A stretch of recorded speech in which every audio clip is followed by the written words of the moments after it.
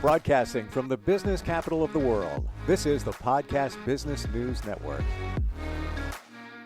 Welcome back, everyone. This is Safety First with Matt Freeman. Matt is the gentleman that's made it his life's work to make sure that trucks are safe on the road. We're looking at driver safety today for those drivers and also the rest of us. And his company is dedicated to offering training solutions for companies that dispatch these trucks. So a lot to talk about here, rules of thumb and all of that with Matt. Welcome back. How you doing? Hey, doing well. Thanks, Steve. It's always good to be back and talking with you about safety and trucks and drivers and all the things that come with the commercial world. For sure. And I've learned so much. And it's almost crazy. You could be driving for decades, but you'll pick up a little nugget here and there. And let's face it, we don't drive trucks, so we don't see what they see or how to react around a big rig when you're on an interstate. I mean, you're going pretty fast. Now you have this, 80,000 pound vehicle next to you, and now you're pacing with them, and you got to be careful. Anything could happen out there. Yeah. Yeah, no, you sure do. There's, some of the things I don't think we talk about enough is just those rules of thumb, those safety tips for both, drivers who are in commercial motor vehicles. Sure. And, because again, they are an 80,000 pound vehicle, at their largest. And, you got your everyday driver who's out here driving around them, your everyday car, your SUV, your pickup truck, obviously, you hope that they are paying attention as well, when they're on these roads and they're with these trucks every day, every major highway, every major city, every major roadway, you're going to see large trucks on. It's our world, for years and years. So let's do the visual on that. You're driving down an interstate, you come upon one of those big rigs. You're in back of it or you're next to it.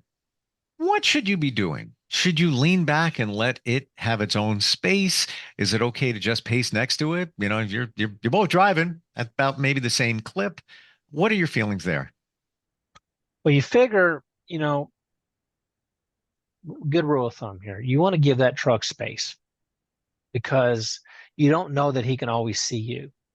You always want to take the way I look at things is I'd rather be safe than let him go by or give him room. That way his mirrors, can't see me. They got a lot of blind spots, on those. And especially if you're in front of him, give me space. If you know you're going to come up on a slick spot or a bad area where you come to slow down, start slowing down gradually.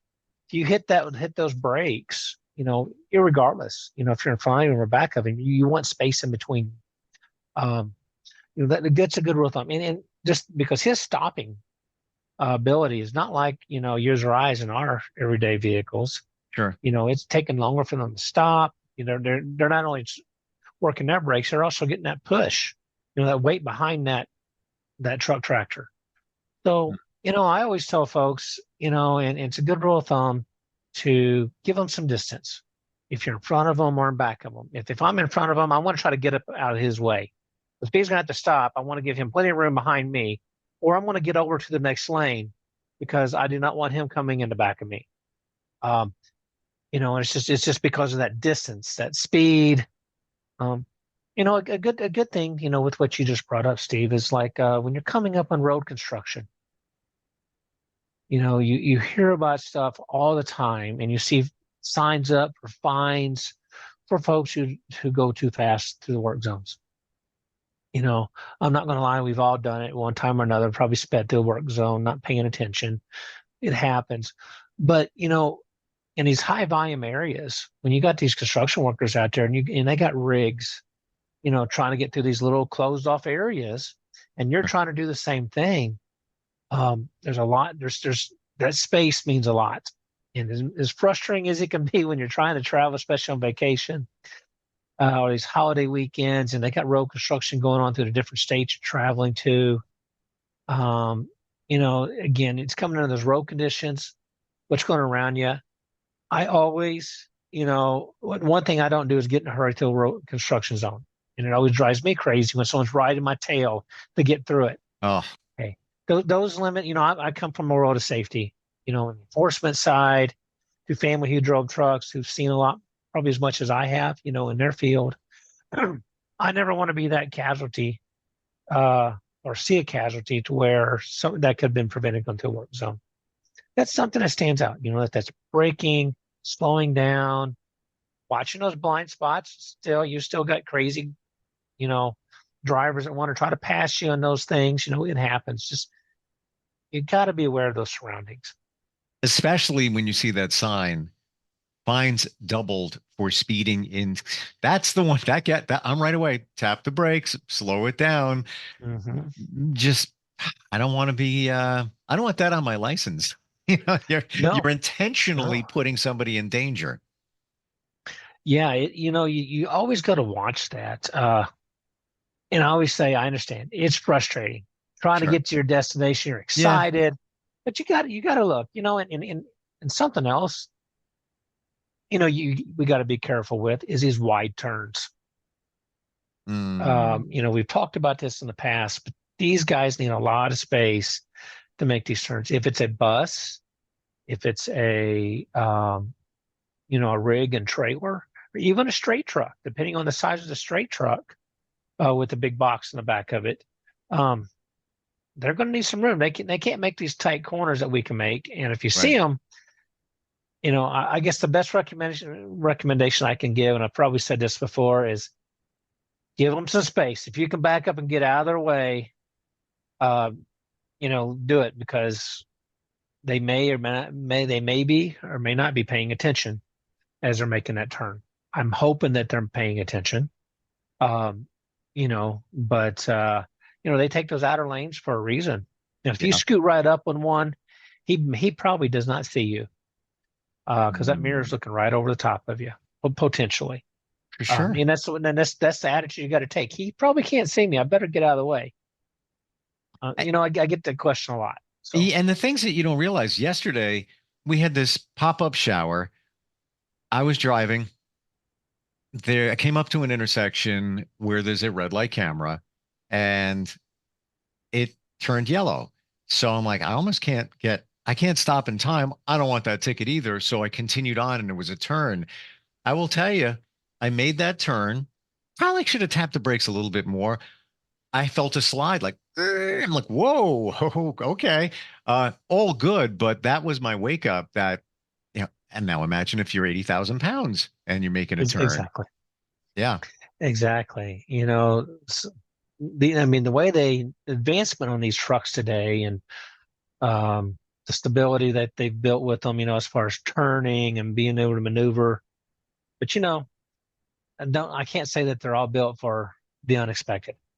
Those slick Right. spots, that little bit of gravel, you'd be surprised how much a little bit of gravel can cause. Right. Uh, you don't think about it. So I think personally, some of the worst situations I've ever been in on a personal level, was because of gravel. Slipped out from underneath you. Next thing you know, you're sliding or something. So it's no different for a big truck. Um, so they cautious. Use a good rule of thumb. Sure. You Yeah. know, um, seat belts. These drivers are supposed to buckle up, and one of the first things that the officer looks for, is their seat belt, Hmm. and they want to make sure they're doing it, because I don't know how many times I'd say, "Hey, were you wearing your seat belt?" Because they automatically act like they're taking it off and to get out and give you stuff, right? Um, but it's one of those things you want to make sure to have them on. Drivers are going to make sure their seatbelts are working. Um, I've seen people say, "Hey, let me see if your seatbelt works." Oh, I just took it off. Well, they can't give it in because it's all gummed up. Mm. So things like that. The things that kind of make you go hum, right? It's like, were you really wearing it? And this is the law, this is the rules, and that goes for everyday drivers too. I You, want to you know, ask if this yeah. is going on. So my insurance company, side note, all insurance companies are raising rates. And when I was told, I was like, I can't, what can I do here to keep my rates down or lower as low as possible? So they said, well, we can put this tracking device in your vehicle and that will monitor the way you drive. And then you can get 10% off for the first 6 months, regardless of what your score comes back as. And then thereafter, based on your score, it'll be anywhere from 3% to 10% off. I'm like, okay, I'll try it. So I did it a couple of weeks ago. I've been driving with it. You have an app. You can see exactly how you scored in driving from acceleration, cornering, stopping, distraction from your phone, and a few other ones. Uh, Eye-opening experience because I believe I drive very safe. And I'm looking at the score. I'm like, oh, and then my daughter's learning to drive, so she's in the car. And then Mhm. I looked at her score, and of course she had 100, 100, 100, 100. And again, I'm not speeding. They give you some grace, like maybe 7 miles over the limit and things Mhm. like that. Um, I'm bringing this up because I wonder if this is something that is also done for truck drivers. Not even connected to the insurance company, but just some type of monitoring device keeping tabs on the way they drive. Have you ever heard of something like that? Now, some of these that I know of, like when I talk about what I know, some of these devices that they put into vehicles, um, they can detect speed. You Sure. know, um, a lot of times now with um, the cameras that they put on there, it's going to show how some of those, depending on the brands and what you got them set up to be, can show how you're driving. Hmm. If you're making quick turns, because there's certain reaction times on those. You got your inboarding cameras where they're facing, the driver. Depending on your reactions when those things kick on. Um, you know, if there is stuff out there, I'm not aware of anything in particular just for like, a new driver or, like what you were talking about to reduce your insurance. But if they have them for everyday cars, I don't know why they wouldn't see them in trucks. And nothing Sure. says that companies can't put something like that Right. on their vehicles. At least to just show, hey, we're being safe. And you always see this, call us how we're driving, on the back of one of these trucks or on the side of trucks. Let Right. us know. So yeah. What's your feeling? We talked about cameras, and Hmm. there are some that feel that the camera is invasive. Then there's others that, oh no, it's a protection. Nobody cares, where you're scratching. It's more about Hmm. if something happens that, let's say somebody hit you, you can prove that no, they hit me. Or they swerved in my lane. I was on point. What do you feel about those devices uh, that would be tracking speed, cornering, acceleration, distraction, all of that? You know, I'm not opposed to them at all. I'm really not. Anything to help a driver be safer than what he's already being, I like it. But I understand opinions of, if folks, if they don't like it, they have their reasons. Doesn't mean Hmm. that they're a bad Sure. driver. Sure. They just had, no one wants to be monitored. Right. Um, so, in some sense, you hear, I'm not a kid, you don't have to watch every move I make, you know. But no, and I agree with that. But I think anything to better safety, regardless if it's the cameras, if it's any type of monitoring system, I think it's a great idea. I mean, I have my cons on certain things, but there's a lot more pros than there are cons on Right. that kind of stuff. Yeah. But listen, full disclosure. I think it's creepy that I'm being monitored while I drive, and that also they know where you're going. Also, Yeah. yeah, Now it's it's that's the scary part. it yes, and it's very detailed nowadays with GPS, and you have to enable all your permissions. So it actually breaks it down into trips. So the trip you took this morning, then you went and grabbed lunch. That's a separate trip, and it's point A to point B where you were. So it's a little invasive, but at the same time, I believe it encourages you to drive safer because there's a goal, and that is, for me, lowering insurance. Maybe for drivers, if they come back with really good scores, maybe a bonus because that's saving the company money. I don't know. I'm just throwing things out of it. What do I know? Throwing things out No, there. you're right. And there's also ways that drivers can be wrote up for speeding just because there's a formula to show time. Ah, You have miles to get there, and it's what's the speed limit. And if you're getting mm, there, and something that says you're getting there, you can be there in 3 hours, and you're getting there in 2 hours and 15 minutes. How fast were you really going? mm, So there, in my day, have I wrote someone up for a false log or speeding? Sure have. You know, wow. um, so there's ways that they're already doing it. Without the electronics monitoring it, and with GPS and everything else, and these systems knowing everywhere you go. I mean, they got tracking systems now that I have customers that you can walk in their office and they can show you on a map. I'm looking at my map.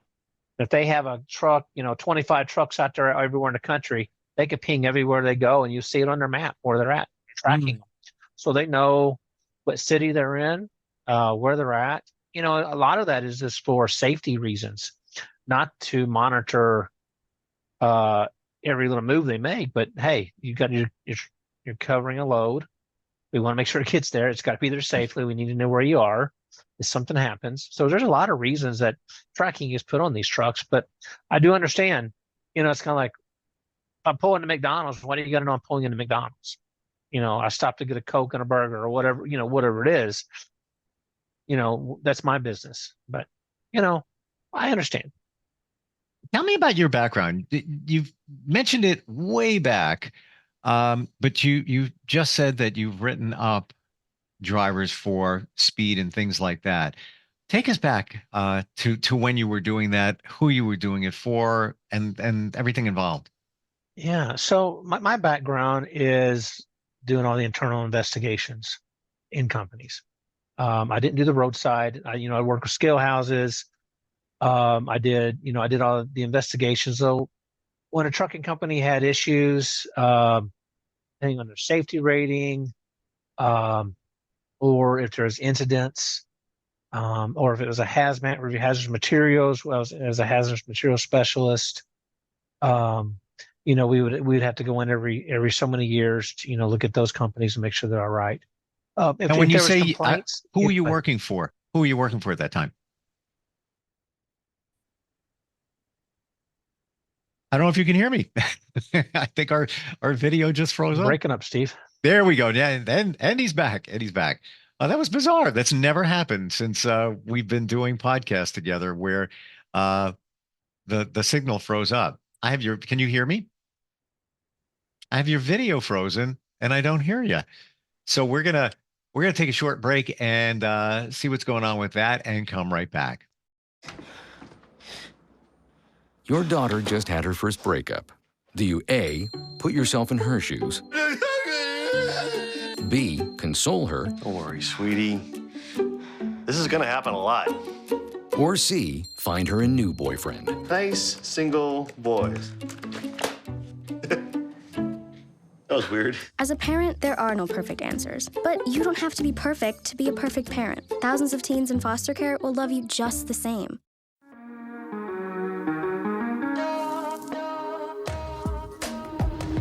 Broadcasting from the business capital of the world, this is the Podcast Business News Network.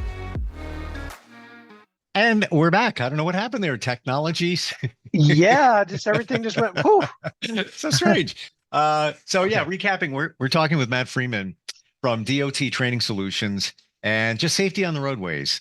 And you were talking about what you were doing in the past where you were doing inspections and helping out, making sure vehicles are safe, sometimes writing, I guess, infractions or citations. And that's where we left off.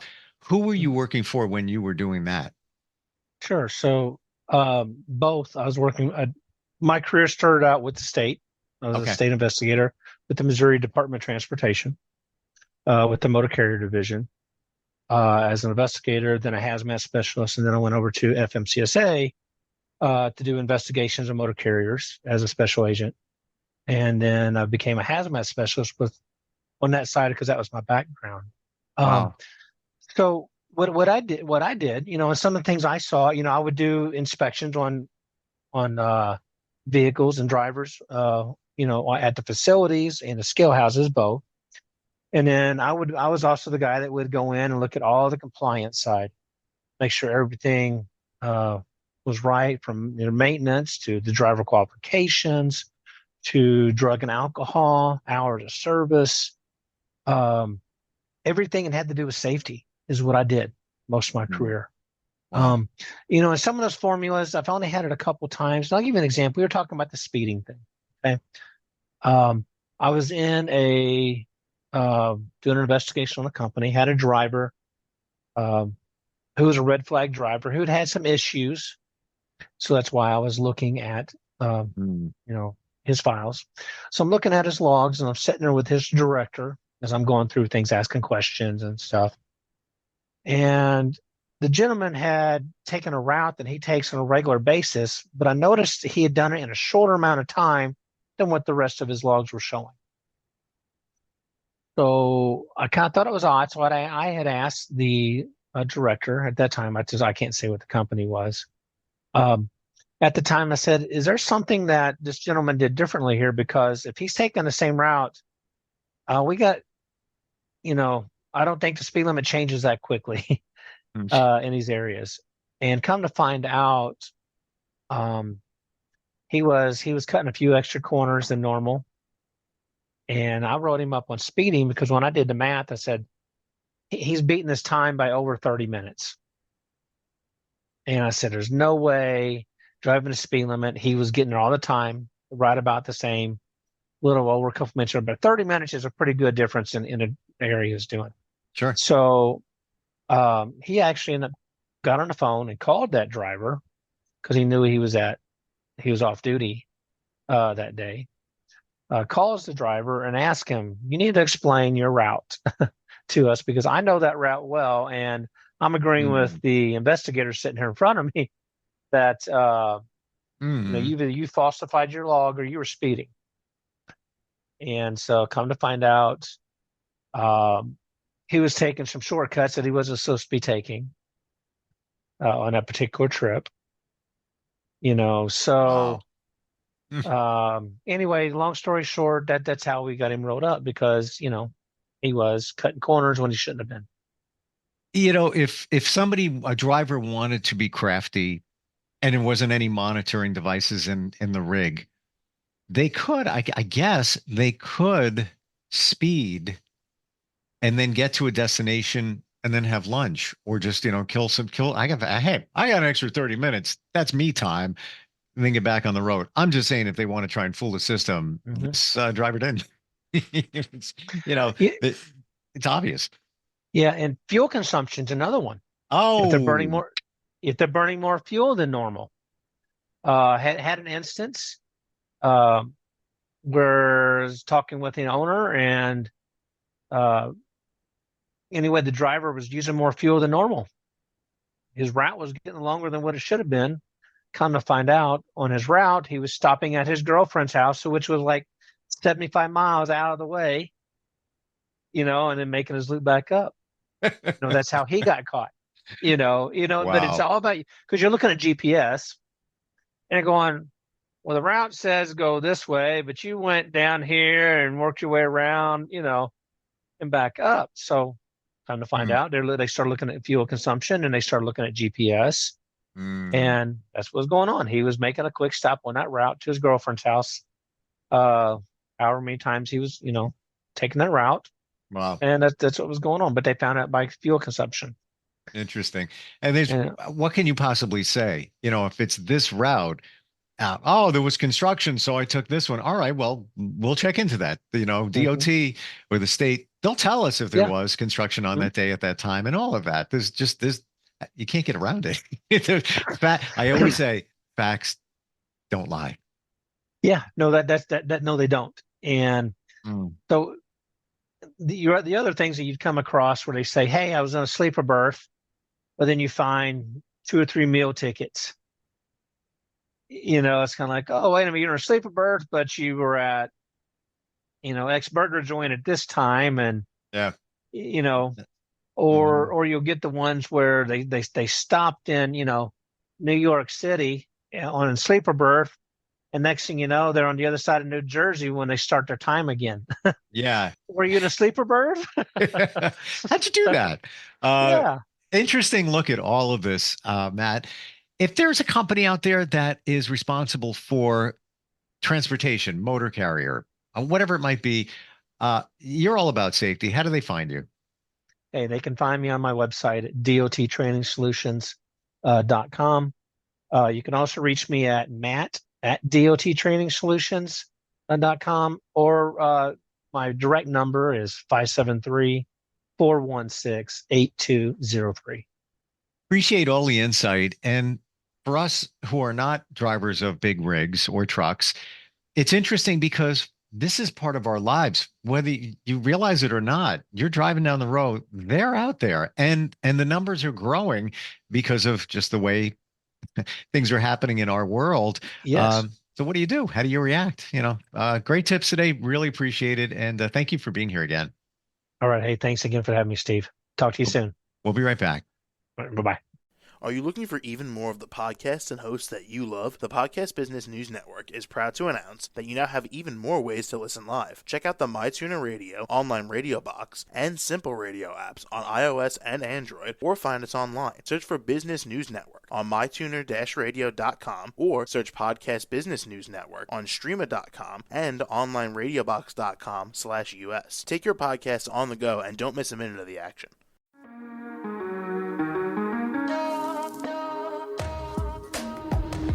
Broadcasting from the business capital of the world, this is the Podcast Business News Network. For nearly 2,000 severely injured veterans, everyday life has become filled with barriers. Day-to-day simple tasks can become pretty daunting. I have to carry my chair up 2 flights of steps or have somebody do it for me. What scares me the most is just the falling. When I'm struggling with my house, I think, to have that one great barrier just knocked down, it's crucial. Home for Our Troops is a wonderful nonprofit that builds a mortgage-free, fully adaptive, handicap-accessible house. And there's no catch. It'll be our very first home that we've ever owned. This is a game changer. This is where your life begins again. We need you to join us in completing this important mission. Please visit hfotusa.org and help build homes and rebuild lives. Because of you, everything's going to be okay.